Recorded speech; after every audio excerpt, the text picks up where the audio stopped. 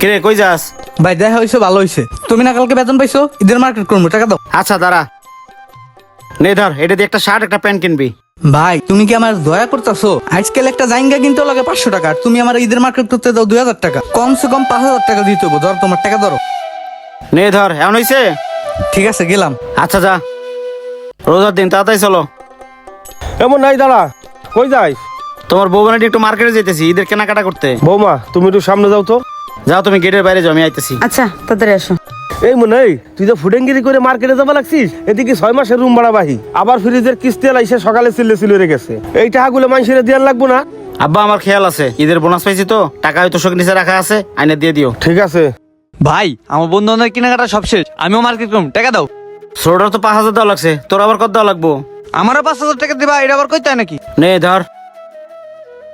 আচ্ছা আব্বা, আমি গেলাম। আচ্ছা যা।